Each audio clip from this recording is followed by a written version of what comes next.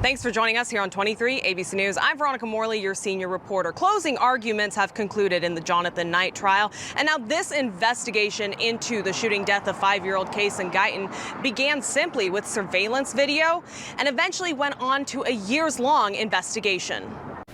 I know it's hard to see, but this is the brutal reality of what happened that night. A 5-year-old's life was ended. And that is the effect of it. You can see it.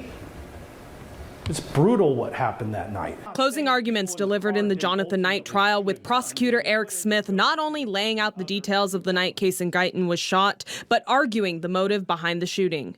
And the only answer to that is gang. That's the only answer. Smith said when investigators began looking into the shooting, all they had to go off of was this surveillance video showing shots fired out of one car into another on S Street in California, and the testimony of Guyton's 7-year-old brother, BJ. Went up and it looked like it was a lady shooting. While Smith agreed that some of the evidence in this case is circumstantial, he argued it's enough to not only put both Jeremy King and Jonathan Knight in that car, they're hunting a human being, but to prove Knight was the one who fired the gun. Mr. King wants out of jail. Defense attorney Tim Hennessy working to poke holes in the people's case. They have to be held to their burden, and they failed in that.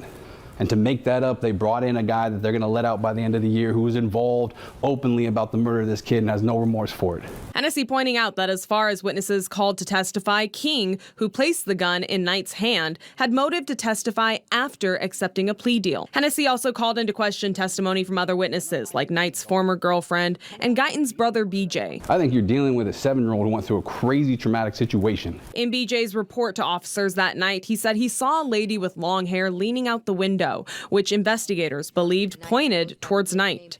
But he also believed the shooting came from a truck. The truck's not shooting, right? That's what the 911 call thinks. We know that's not the case.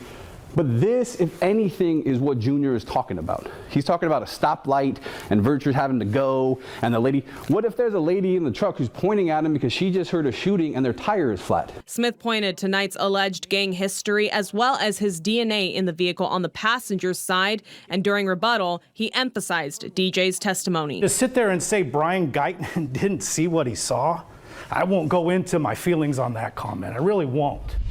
And now the case is in the hands of the jury. Deliberations are underway. In Bakersfield, I'm Veronica Morley, your senior reporter.